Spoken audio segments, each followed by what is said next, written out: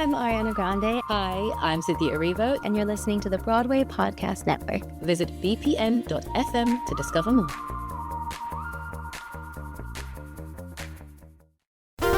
There's a cat over here. There's a cat over there. And the wrong one died. And the wrong one died.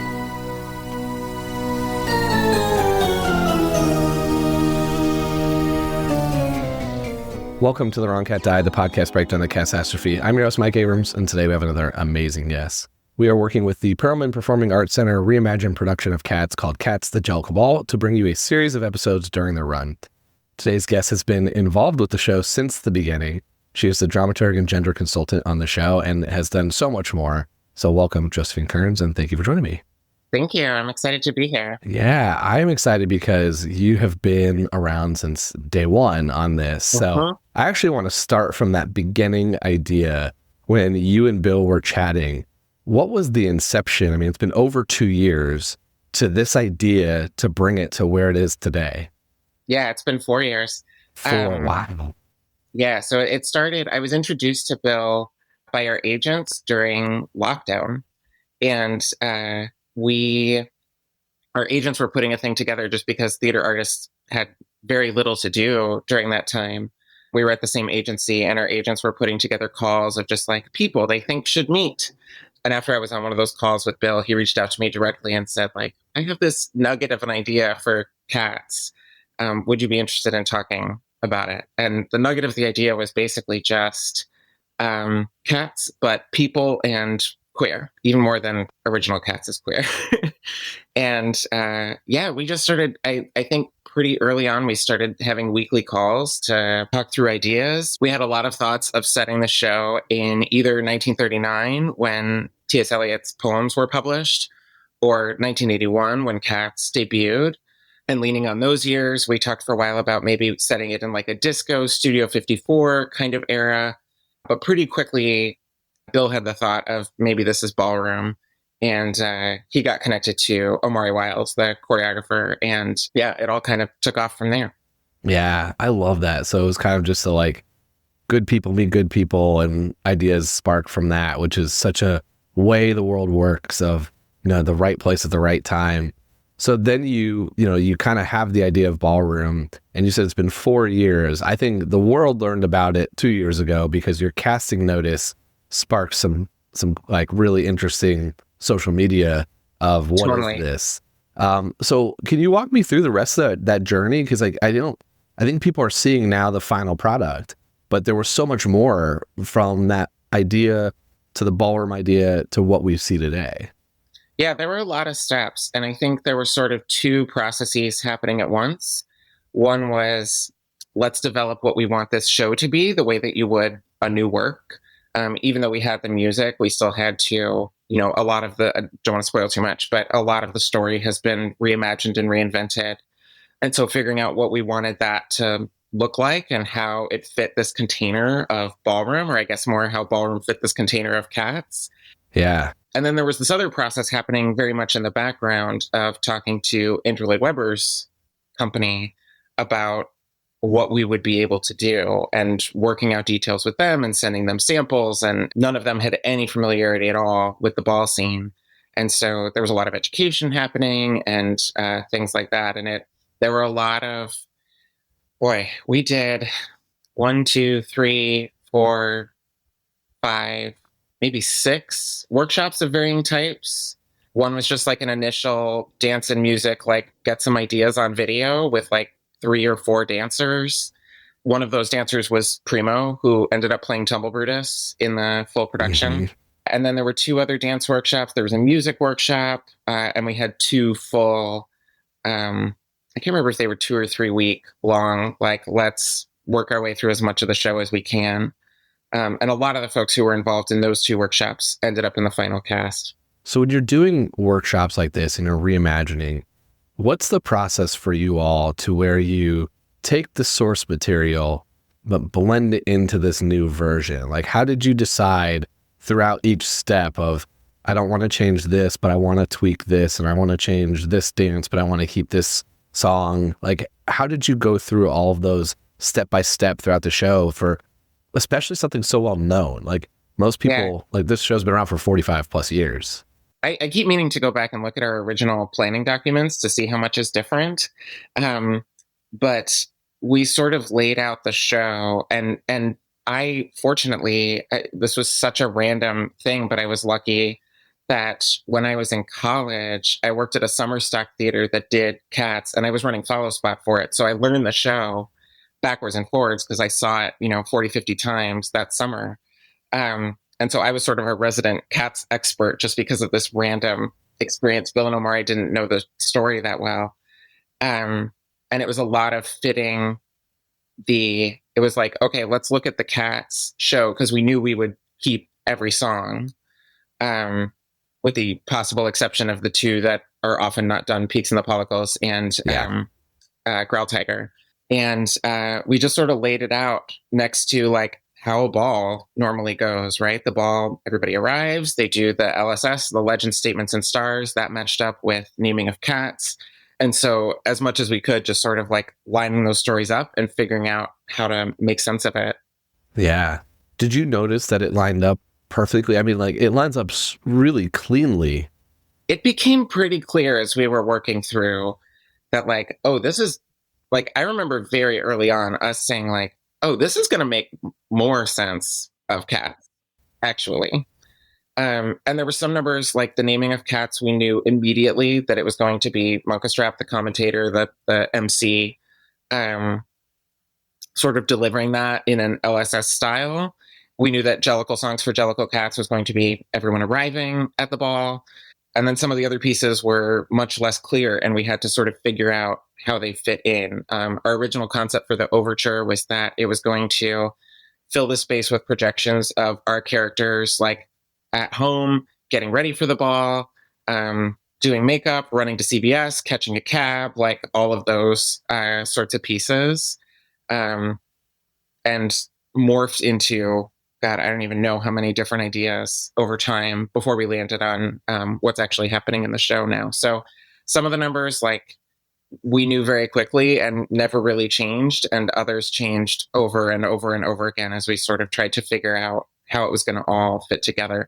And there were two sort of pieces to that too. There was the piece of the overarching story of the ball, and especially how numbers like Naming of Cats, Old Deuteronomy, Memory, Little Memory, how those sort of plot numbers fit the show, all the little McCaffrey bits, that sort of thing. And then there was also, so we knew, again, very early on that the sort of parade of characters numbers would all be categories in the ball. But we had to figure out what categories and how that would work. And some of those were very easy and some of those were very challenging. Mm-hmm. We knew from the outset that Mistopheles would be runway, just because that's sort of the peak of the show and the peak of the ball. But some of the others were changing up until a few months ago, honestly. Yeah. Yeah, the competition aspect is something I was so excited for, because I had one of my initial jokes about seeing the show was I saw Leona Lewis and Saz Grisabella, so I thought I saw the X Factor on drugs. And so I had felt like that from day one.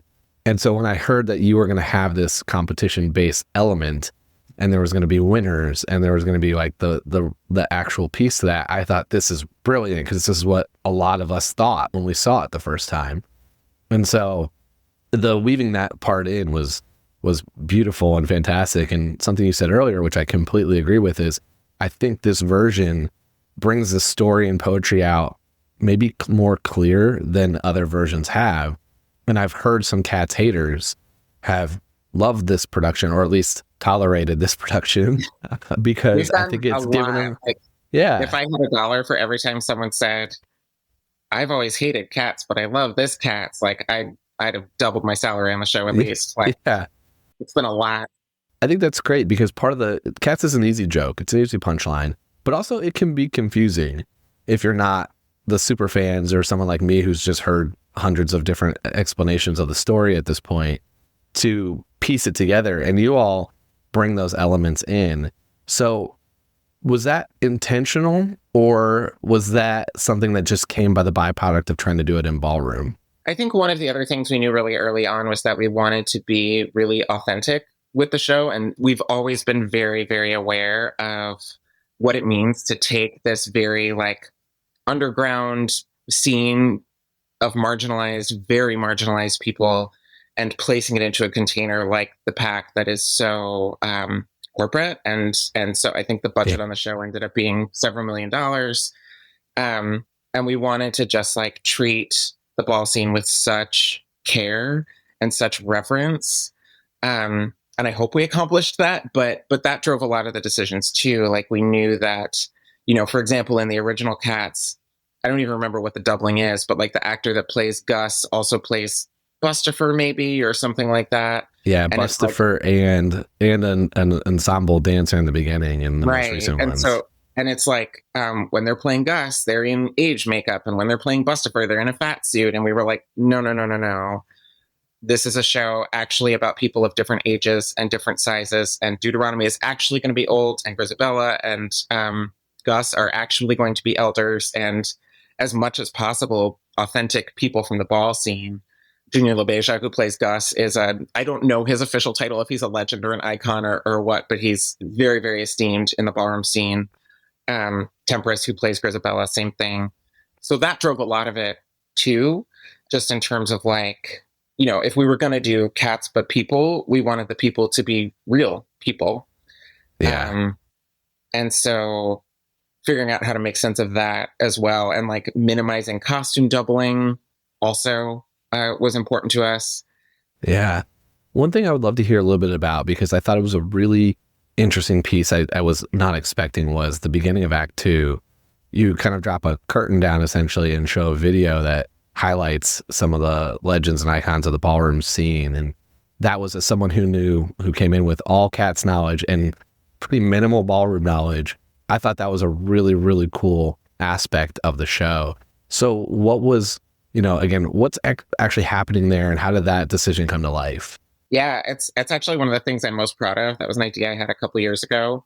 It, again, came out of that reverence for the ball scene and just like knowing that, like, you know, one of the things we've tried to hold from the outset is that our audience would include folks who were very familiar with ballroom, who were in ballroom. Our audience would include a lot of queer folks. Our audience would include a lot of Black and Latinx folks, and also would include a lot of cishet folks, white folks, people who aren't familiar with ballroom. And so we wanted to make sure that we were telling a story both that, and various familiarity with Cats also, right? And so we wanted to sort of hold all of that at one time and tell a story that was informative for folks who were less familiar with these things, while also, you know, not it being, we didn't want it to be like a Ballroom 101 that folks who were from the scene might not have as much to gain from the show. So we were trying to hold that balance really carefully. And Moments of Happiness came from that place. And it just, like, you know, it's a song about history. So it felt so important to me to say, like, okay, yes, this is where we're going to integrate the history of this scene into the show, overlaying Deuteronomy singing. And it could all at once be, for folks who aren't familiar with ballroom, means of seeing the journey that ballroom has gone on from the earliest pageant days. And also for folks who are familiar with ballroom, a celebration of all that it has been and the history that they, of course, are much more familiar with. So it served that dual purpose. And also, I think, just served as like a really beautiful image to open Act 2 with. Yeah, it was, again, you hit the nail on the head with your audience. I was at the second preview, and we were at the cabaret tables, but around us were amazing some guys who were talking about how they are like theater fans. And then there was, to the left of us, there was a group from I think they were some with the judges, but they were clearly the ballroom group because they were loving that. And then all around, there were families, and there was clear, like, it was just a very diverse audience.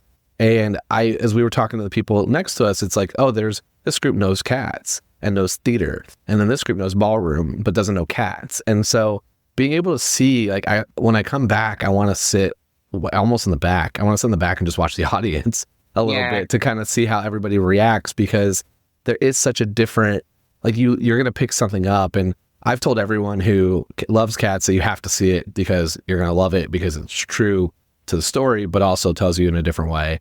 And if you hate cats, you got to go see it because you're going to probably, if nothing else, you're going to have such an energetic and fun evening that you might pick up the appreciation for the source material that you didn't have before. And if nothing else, you're going to have a club-like vibe and energy that'll be a fun night out.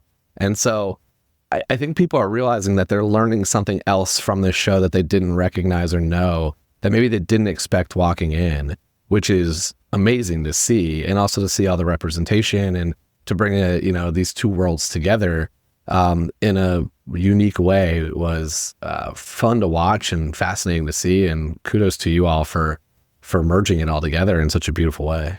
Yeah, thank you. A lot of that played into casting too. Our cast was a mix of musical theater people and ballroom people. And there were some learning pains, growing pains, I don't know what to call them, but where along the way we sort of learned what sorts of experiences folks needed to have in order to be able to even do this. Yeah. And there were some musical theater folks that weren't a great fit, and there were some ballroom folks that weren't a great fit for various reasons. It was just part of authentically merging these two things. And I've spoken a couple times already about reverence for ballroom, but we wanted to treat cats with reverence too. Like, I don't think any of us loved cats when we came in, but it is like it's a huge piece of the history of musical theater. And so we wanted to be respectful of that as well. And I think all of us fell in love with cats in various ways as we worked through it together. Yeah, it's one of those shows that I've very rarely meet someone who's done it who does not have it like a soft spot in their heart for it after doing it, even if they didn't love it going in or didn't know much about it. I think doing it brings a different appreciation to the story. Like, there's a lot more there than you realize if you just see it once. And so I think that that's definitely held true. I want to ask one more question before we go to the rapid fire. Without spoiling, you all did make some changes, and I would love to hear how, like, you thought through some of those. What were your favorite ones? Like, that's without giving away too much of the story for people who are still coming to see this. Yeah, the changes all also came from a place of authenticity and saying, like, okay, accepting that we're keeping the song. I mean, there was never a discussion of changing the songs. Mm-hmm. And so it was like, if we accept that we keep them, how do we make sense, and how do we make a story that makes sense of what's going on here? And I mean, the two biggest changes, which we're still working on the best way to convey them up until opening night, and which I honestly watched opening night and was like, oh, these are changes I would maybe still make if we do this again, were the McCavity storyline and the Grisabella storyline, and just like who they are and what their relationship to the rest of the room is. Those are two things that we really sort of said, okay, let's rethink this. And I hope we landed in an interesting place with that. I mean, like I said, there's still some things for me that I'm like, oh, I wish we could have communicated this more clearly. But those were the beats that we focused on most strongly, I think. Yeah. I will tell you, I saw the second preview, so there's at least a week, I think, between that and opening. The Grisabella storyline is the clearest I've ever seen. And as someone who spent 170 plus episodes arguing against her as a Jellicle choice, I have found this one to be the hardest to argue against because of how clear the picture is of the way she integrates back into the scene. And so I will shout out to that. I will say kudos there. I thought that was a very, very clear picture. I mean, nothing against you, but it was one of our goals was making it very clear why she was the Jellicle choice. So yeah, which you all did. I'm not ready to change my show title. I'm not ready to change my decisions, but I do think like you took away the argument that's most commonly made, which is that she needs to stay and Gus should go, but your Gus, Junior's not ready to go. Junior's still living life on the stage. And so that one's out the window. We're going to take a quick break, and then we'll be back for more of The Wrong Cat Died. We'll get into the Jellicle choice at the end here, but let's do some quick rapid fire first. If you could go on as one cat for one night, who would you want to perform as? Ooh, man, all of them. I've said all along that the glue that holds the show together is Victoria and Tumble Brutus. Those are our two like dance first folks from the ball scene who are both absolutely incredible. I wish I had Baby's skill set who plays Victoria. But I actually argued early on that those should be considered leads and not supporting or ensemble characters just because of how much lift they give to the show. So I think that's my answer. I think I would be Victoria. Okay. Who are your favorite and least favorite cats personality-wise? Like, which one would you want to hang with and which one would kind of bug you? Question. I love Jelly Lorm. I think Jelly Lorm would be so much fun to hang out with. And, like, I'm a pretty chill person overall. So, like, that kind of fits the vibe, I think. Ballerina and Demeter are super fun, the way that they're portrayed in this show. I think I would have, like, a fun night out with a lot of the characters, but not necessarily be, like, BFFs. There's a lot of egos in this show, which, you know, when you're creating a competition, makes sense. Do you have a least favorite? Who bugs you? Oh, least favorite. I mean, probably McCavity. Yeah. The villain, right? The villain. I mean, okay. I don't think villain is the right word for McCavity in this show. At least we didn't want it to be. Yeah. But there's still a very strong personality of a certain type there.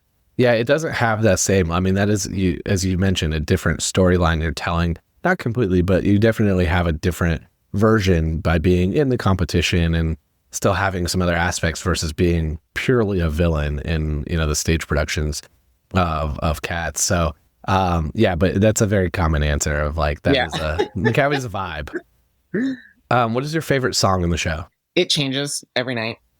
Okay. I think Mungo Jerry and Rumple Teaser is the one that I have the most fun watching, just because that's the one where we get into the most serious vogue. And watching those, again, I don't want to spoil too much, but watching all of the performers that are in that number is just so much fun. I love Bustifer. I love, and the ones I'm naming are not even like musical favorites. They're just the ones that I like enjoy the staging and the performances the most, honestly. Yeah, I love watching Mistopheles is super fun. It was stressful during previews because of, again, not spoiling, but some of the things that happened during that song were very tricky to get right. And it's funny because normally with any musical I work on, there's numbers that I'm just like, okay, I just got to grit my teeth and get through this one. And that was certainly true when I was running Follow Spot for the original Cats. But for this one, there really aren't any that I dread or don't look forward to. I feel like they're all crucial parts of the story. So, yeah, that's amazing. Okay, my one fun question is, assuming that every cat had their own house, whose house would you want to join? Ooh, I mean, some of the cats we've established very clearly are members of existing houses. Can you share which ones are which? Yeah, so you know, of course, Mogo Jerry and Rumple Teaser are in the same house. I don't know that we ever named that one. Ballerina and Demeter are in the House of McCavity. Victoria, Tumble Brutus, Cassandra are in the House of Dots with Jenny Annie Dots as the house mother. House of Dots, I love that. And we set up Grisabella as the founding mother of the House of Glamour. I think those were all the ones that we explicitly defined in our process. I would have a lot of fun being in Bustifer's house, whatever house that is. I think that would be a blast. I think Tugger's house could be fun. Yeah, those might be my top two. All right, most important question. I've argued at length. I don't think it should be Grisabella. So obviously in your production, you've very clearly established the story arc to make it Grisabella. But knowing, having done Cats before in summer stock, if you were picking your Jellicle choice, who would you pick and why? I think in our Cats, there's really no other choice. I think it's very clear that part of what it means to be a legend, to be an icon in ballroom is longevity. Most of the cats that are in our show just don't establish themselves as that, as characters who have that. I think maybe the one who gets closest is Bustifer. I keep coming back to Bustifer, I think partly because Nora's performance is so brilliant in that role. But none of them feel right to me. The only one that feels right to me is Grisabella. And I agree with what you said earlier, that Gus just isn't ready. Well, shout out to Nora, because that Bustifer Jones is usually a a fairly ripped on cat as a cat, and I had the same reaction. Was Buster Jones is fun. Like, this number is fun and lively, and so I agree. Let me ask you one more question about this then, because I think the crux of this, my like argument, is depends on what you define the Heaviside Layer as. So when I don't think I'm spoiling anything. People know she's going to go to the Heaviside Layer. It's pretty well established at this point. If they're listening to your podcast. Yeah, they should know. What is your definition of the Heaviside Layer for your particular production? Yeah, I mean, because they're not literal cats, the whole sort of like lives conceit doesn't make a lot of sense.